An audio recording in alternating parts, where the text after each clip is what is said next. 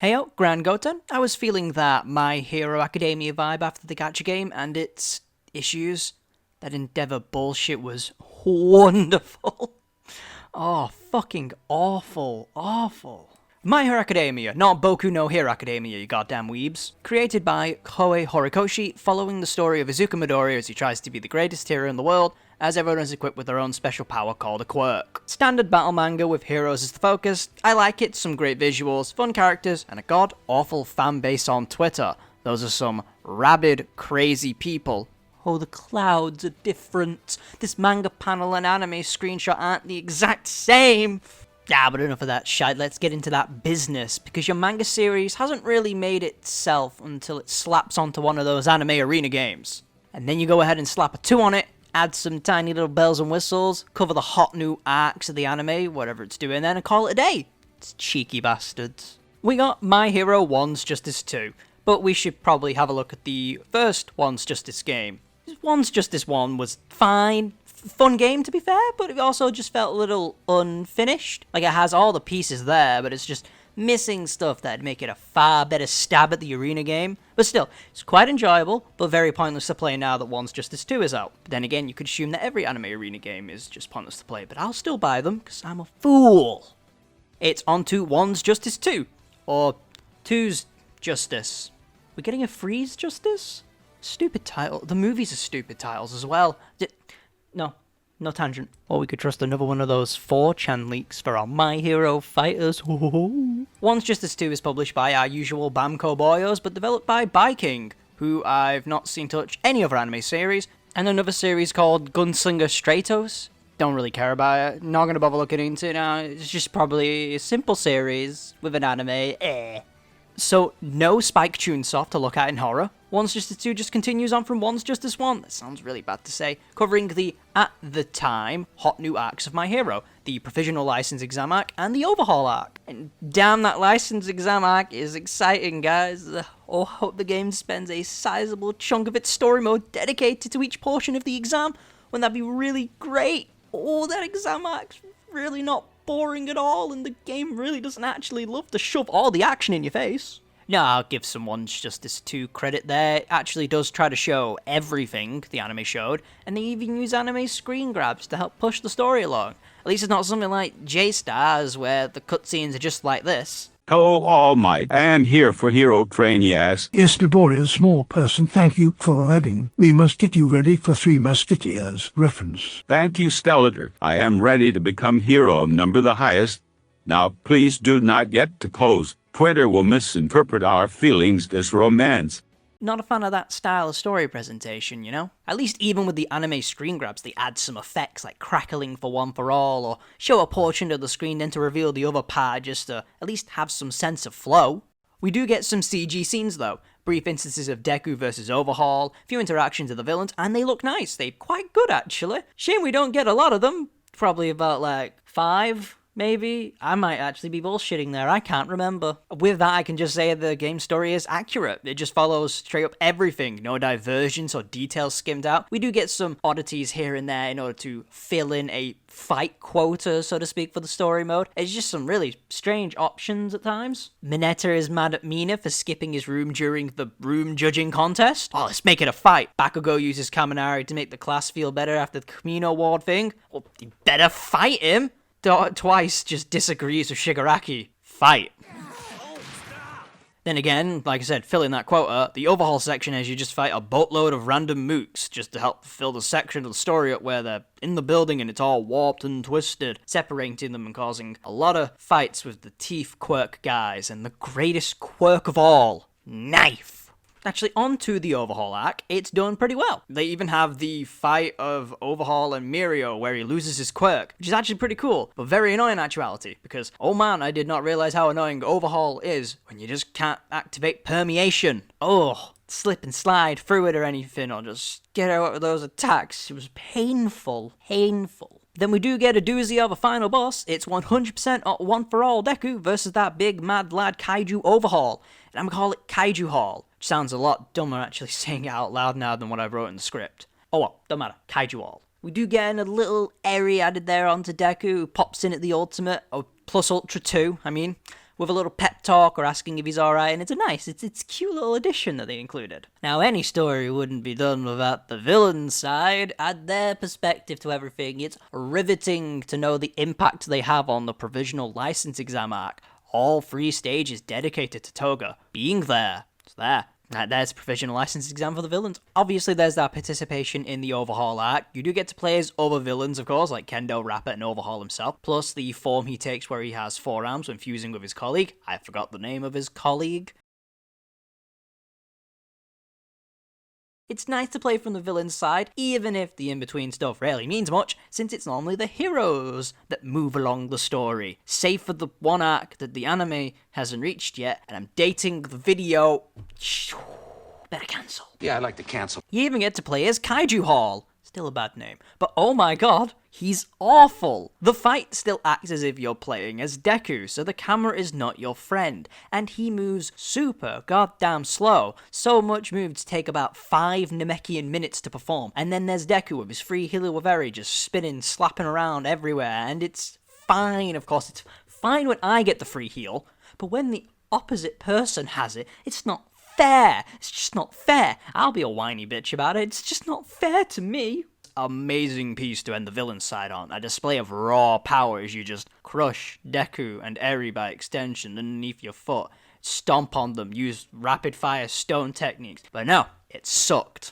It sucked badly. What I'm saying is the story mode's fine. It's fine, girl. It's very accurate to the anime's telling, and the voice casts all do a good job displaying it from their character's point of view, since the story mode is very obsessed with showing that, and then randomly cutting to a narrator, so it feels very off. Thankfully, I can give the story credit here. The game's customization is taken advantage of, and they try to get the characters into the proper outfits they were at specific parts of the story. Like Bakugo and Deku's fight after they move into the dorms, they're wearing their casual outfits. You even see the compression band that Deku wears now casually. Or even just hero outfits looking a little bit more accurate. Obviously, you got the shoot style suit, and then there's his old suit and everything, or his torn up suit when he's in 100%. The school outfits for really random fights, like the room contest fight, because of course. But it is nice, and I do appreciate that kind of detailing. We also got arcade mode. This is a simple arcade mode. Choose a character, choose a route of varying difficulty, and fight through it, get a high score, and a little piece of art relating to your character. It's cute. But the main draw for me was to see the dialogue the characters would have, seeing if they had a relationship already in canon or if it was just randos that I thought, wow, they'd be fun to interact with. So of course, I made All For One go on his paths and see what they'd try to force dialogue-wise. There wasn't between him and All Might, or Deku, or Gran Torino. I was a little bit disappointed, honestly. Just kinda boiled down to,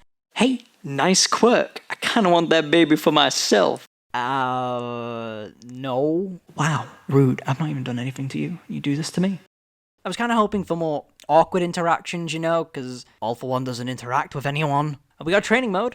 It's training mode, alright. There's not much more to say. Get in there, get those combos down, baby. You know, I'm out of practice. I got my ass handed to me online. I used to be a good shoot style main, if you can believe that. It's true, it's true, it's true, I swear, it's true. And there's another non-arcade mode of sorts. Scout mode, mission mode. Who cares? It's not really worth playing from my time with it. It's just a pure filler thing that you just don't want to do if you don't want to do online stuff. You just go into fights based around themes, fight the characters within, use little cards with buffs or additional effects like removing an entire character from the board if they're there, and just fight. Get points to scout other playable characters, build a little team. It's fine, but I see no reason to actually play it compared to the mission mode, the story mode, or just online. But it is cute seeing sets of characters wear the little matching outfits though. Speaking of matching outfits, good segue.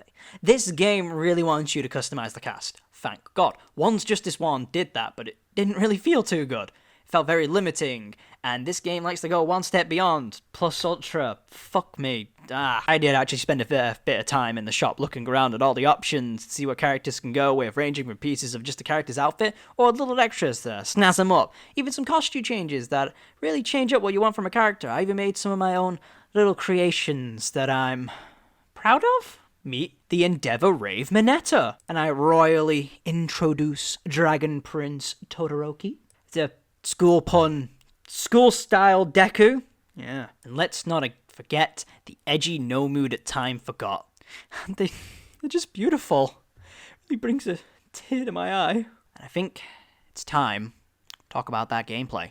One's Justice was described as a floaty ultimate ninja storm, and kinda Like, this game is floaty, but it feels like they attempt more at a combo system compared to Ultimate Ninja Storm. The circle button is safe. You don't just press that in a direction. It's safe. You got your normal attack buttons, and then the Quirk 1 and Quirk 2 buttons that utilize these on the ground and in the air to combo your opponent into ground slams, or stick them to walls, or spam the normal button to get less damaging combos, but get them in the air. You'd be mixing and matching the individual buttons for some actual damage, and a whole heap of bullshit. It's an anime arena game. Of course there's gonna be some bullshit. You go online and you'll see some horrifying stuff people can do with these characters. Todoroki, prepare for them to strike ice, slide along the ice, jump into the air, shoot fire, rinse and repeat. Denki, constant usage of his AoE attacks and long-range strike attacks, as well as that weird charging move he does where he dashes forward at you. Kirishima, he actually used to be horrible, but they've kind of improved him now. He isn't an issue. His super armor is instant, but it can be broken out of quite quickly. Toga,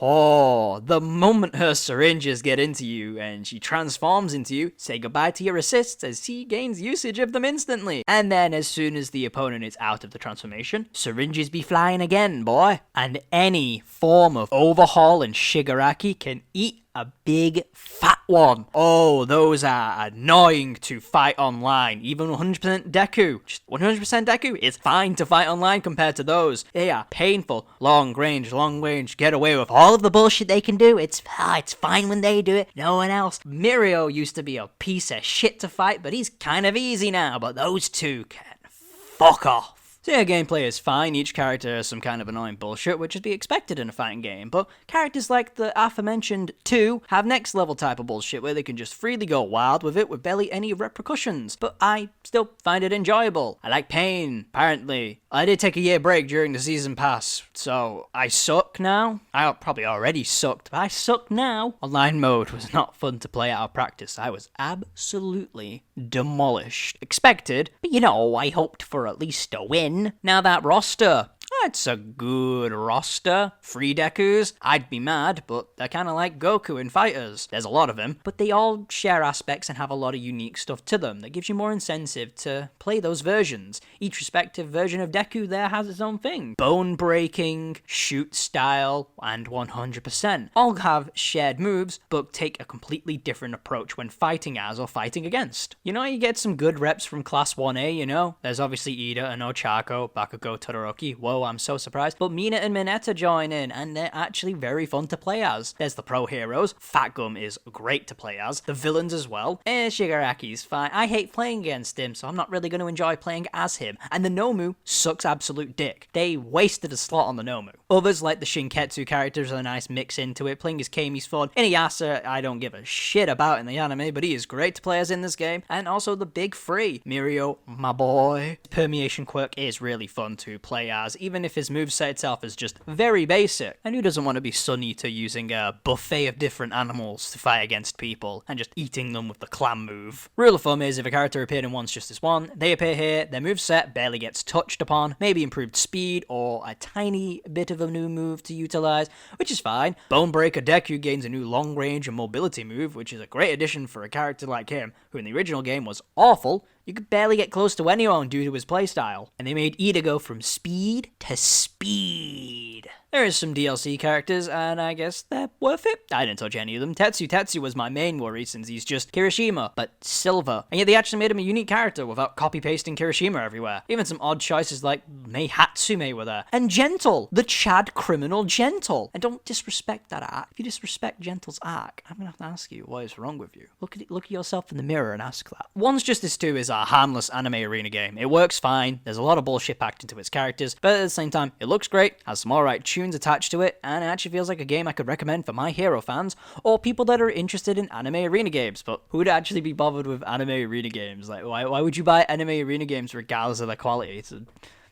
Does anyone know when the Demon Slayer game comes out? On a completely unrelated note, I think it's in October. Thank you for watching. My Hero is a pretty good time. It's not the best, but you know, I'd say give it a read on the Shonen Jump app if you can, or check out the anime on Crunchyroll. Not that this is sponsored. Imagine that for me. Imagine that. I hope you all like and subscribe as well. Tell me which My Hero arc you enjoy the most, and why not give me a follow on Twitter? I'll see what I post. Yeah, that'd be cheeky.